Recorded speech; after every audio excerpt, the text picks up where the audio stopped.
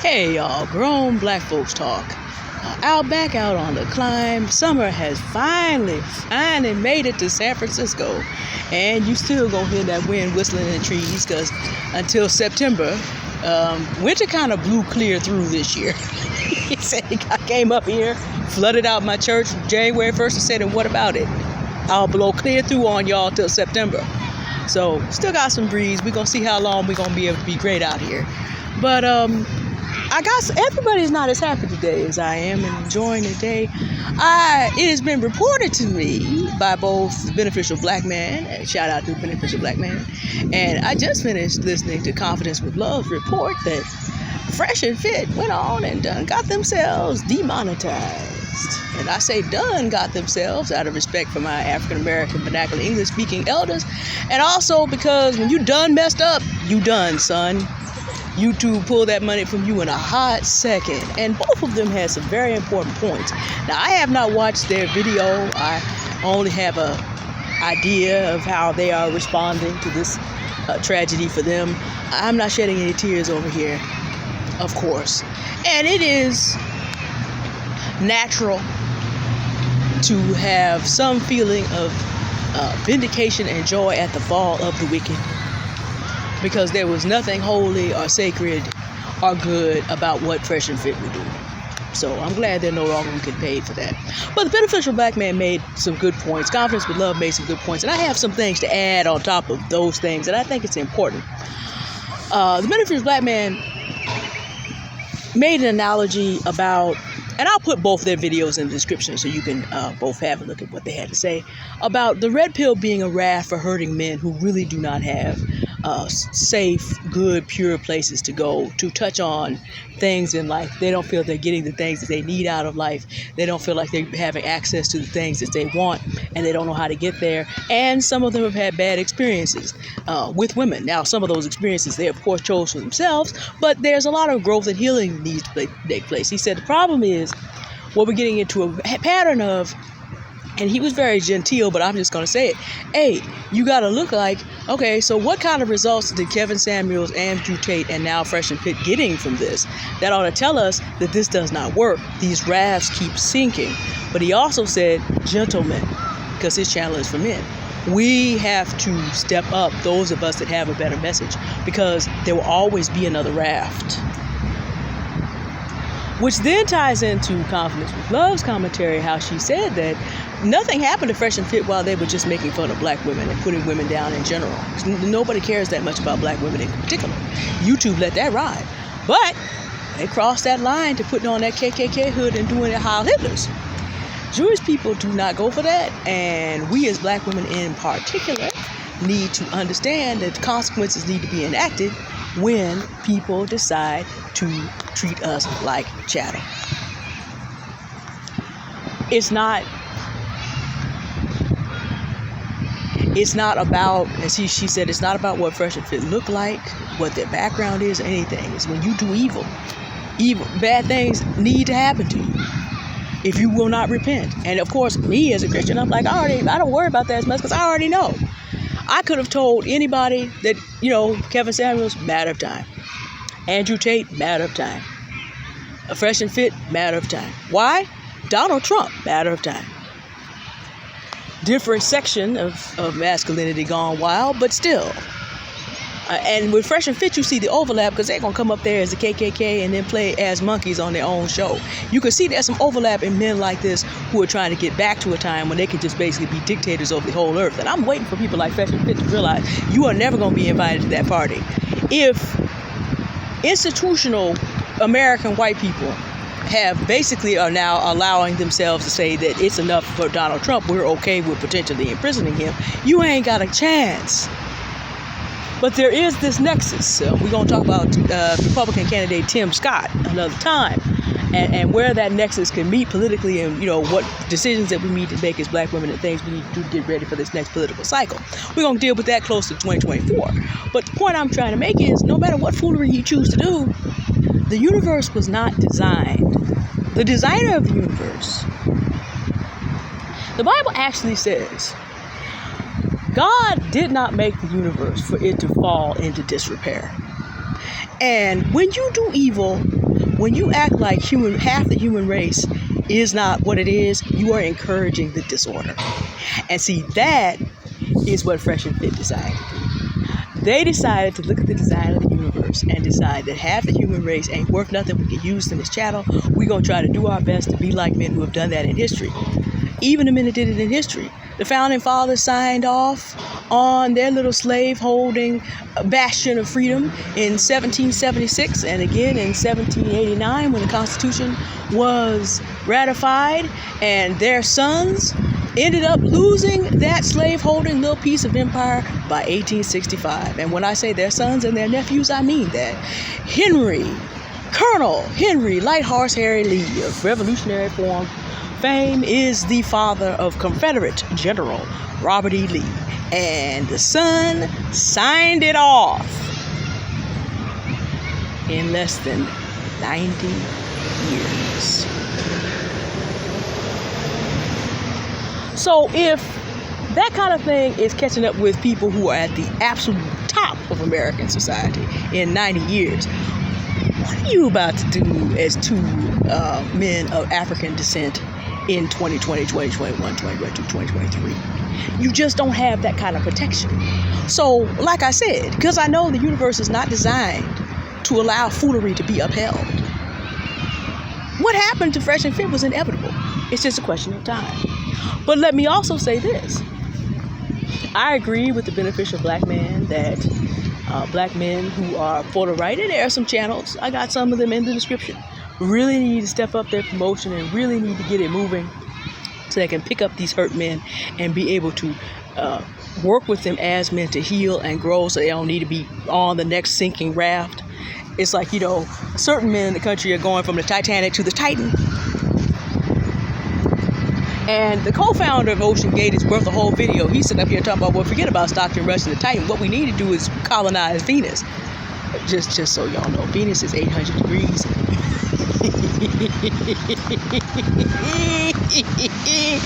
So, I'm just saying, it isn't just dark-hued men who are going through right now. It's not. We're going to talk about Guillermo Sondland and that particular combination of name and how his family ended up in Argentina probably around, well, I have to look it up, I'd be sure. But 1945-ish, and the fact that folks were trying to build them a little Lebensraum and have themselves a Reich that would last 1,000 years, and how these ideas are still out here. And even black men are out here Hitlering and carrying on. Because, that happened to Kanye West a few weeks ago. But this is what I'm trying to tell you. If you invest in foolery, it does not matter what your ethnicity is. You will fall.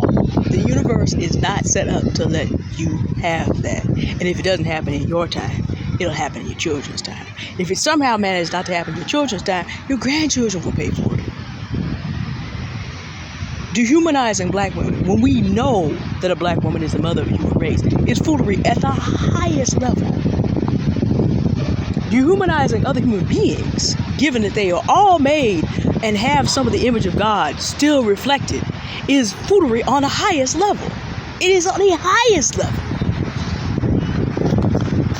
Satan is never going to be done paying in hell for what he did to the human race through Adam. It never. That payment's going to roll out through eternity. Y'all want some of that? I don't think you do. Cosmos Love also has a good point about, we need to become, as black people, very, very intolerant. Just like Jewish people are very intolerant. When we see that people want to dehumanize us, bye. As she said, prayer request denied. And now, of course, she and I disagree about God is born, but it's just like, I have somebody right now who's just out there who X number of months ago was very eager to have me do all this and do all that, and right now is in the wind doing what they want to do. And I'm like, sir, when you come, you gonna need me before I need you. And when you do, access denied. We have to become like that, who have proven that they do not value, hold us as even human. Before we even get to confidence, love, said sacred, uplifted, and protected, can we get above chattel status? But let me also add this. The fall, and the benefit of black man touched on it, but let me do it for us as black women. The fall of evil men does not in itself create the rise of what we need. As black women, we need not think that, okay, Kevin Samuels is gone, Fresh and Fit is demonetized, Andrew Tate's probably going to be locked up for a while. Those ideas are still out there. And what we need to do for ourselves is continue to look at content that builds us up as opposed to hate watching whoever comes next. I will say this again because I think it needs to be understood, and we as black women need to hold ourselves accountable. Estimated 70% of Kevin Samuels' viewership was women, and women kept on agreeing to come on Fresh and Fit up to the present hour of their demonetization.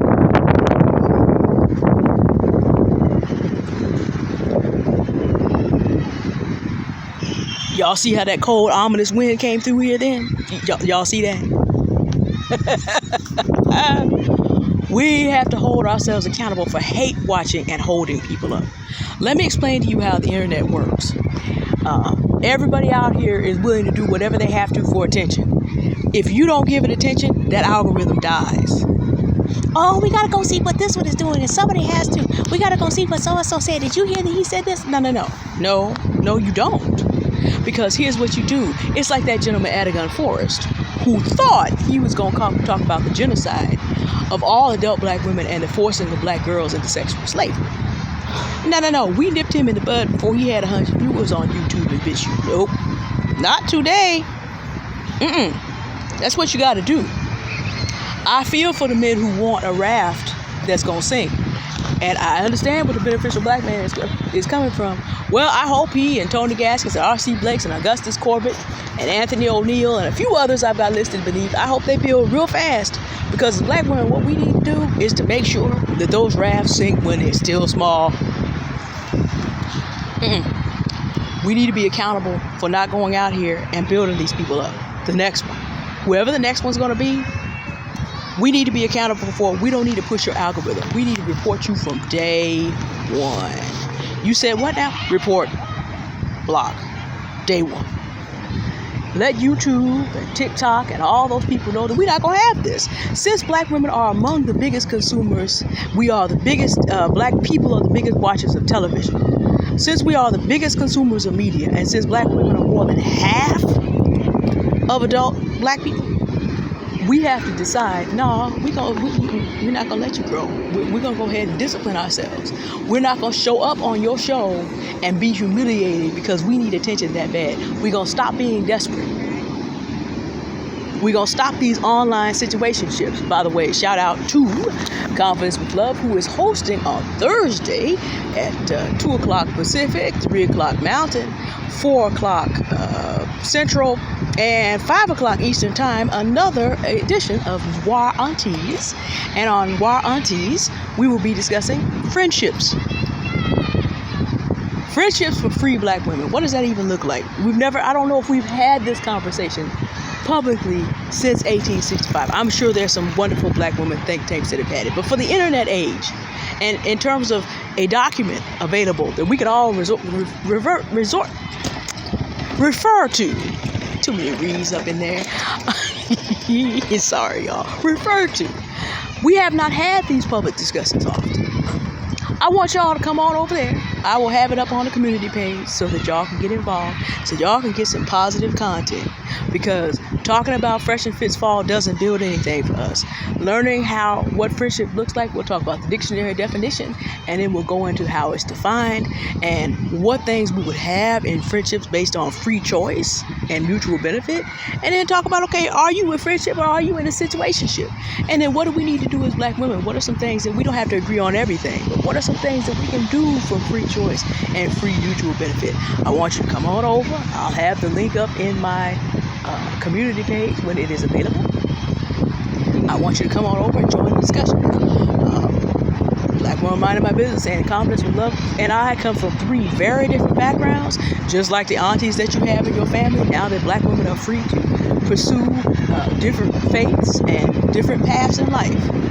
We are two of the women are married and one is single. So we go kind of look at that from this side.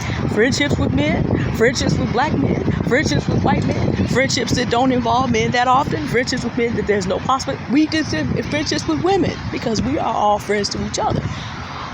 These are the things that allow us to learn how to build good relationships and to form the places that we can go so we don't get caught up in toxicity. So that's just a shameless plug for our aunties that's coming up. But it goes to my point about what has fallen does not build anything. When something falls, it raises a cloud of dust. That's it. That cloud of dust is not going to be there. That's going to blow away. We as black women have to hold ourselves accountable for not building the next. Y'all can't see it, but I'm out here pointing to whatever the next is. Whatever the next is, we have to be accountable for not doing that. And we have to be accountable to getting the content and getting into the spaces necessary that allow us to grow and build. Alright, that's all I got on that. Like I said, I'm not shedding any tears over the fall and friendship pit. That was inevitable. That was inevitable. Foolery always falls. If you got enough protection, it may take you 100 years, but like I said, the Lee family didn't make it 90. Founders didn't make it 90.